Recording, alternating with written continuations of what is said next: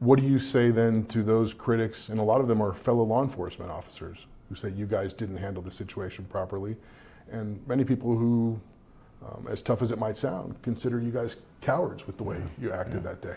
I strongly disagree, and again, opinions vary, sir, and they're going to, but I can tell you that probably 100% of those people hadn't been in a situation like that before. Do you feel like you guys are being singled out, scapegoated? Well, by all means, since the very beginning, sir. I've been scapegoated from the very beginning. Nearly 400 law enforcement agents responded to the Robb Elementary shooting scene on May 24, 2022. Arredondo has now been charged criminally for his actions that day, facing multiple felony counts of child endangerment.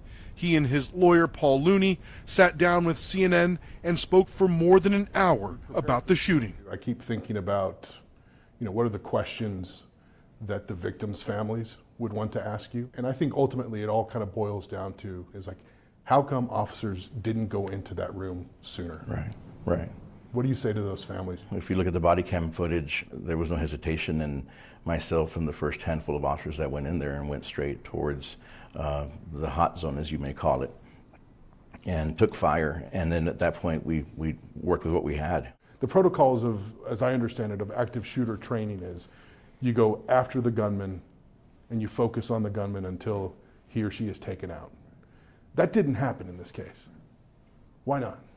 We couldn't, again, you can't see what's on the other side of a wall. At that point. But you're supposed to get through that wall. Right. You can't see through it, first of all. So when we were shot at and we backed off to think, okay, now we know where he's at, because we didn't know where he was at. That's when we took fire and backed out and realized, okay, now we need to come up with a plan to get back up there. If I show you a couple of video clips, would you mind? I'd love just to, as we watch them, I'd love to get your perspective on what I'm sorry, but I'd rather not look at video clips, sir. I just don't. I just don't. I've kept myself from that. It's difficult for me to see that.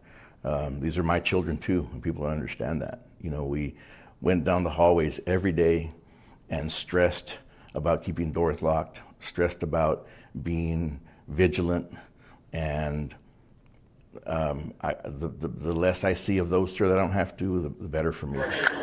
What the body cam video clips that Arredondo refused to watch show is that on that day in the hallway at 12:09 p.m., he said he knew there were likely victims in the room with the gunman.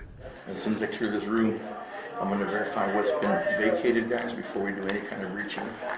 The time's on our side right now. We really have kids in there, but we got to save the lives of the other ones.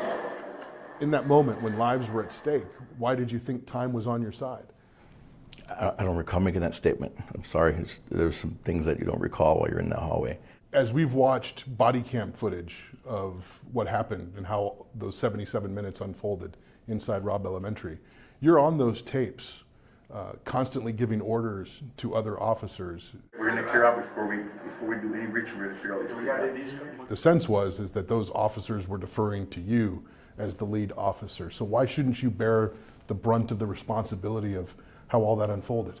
Sure, and it's natural for me to give direction with what information you have while you're in there.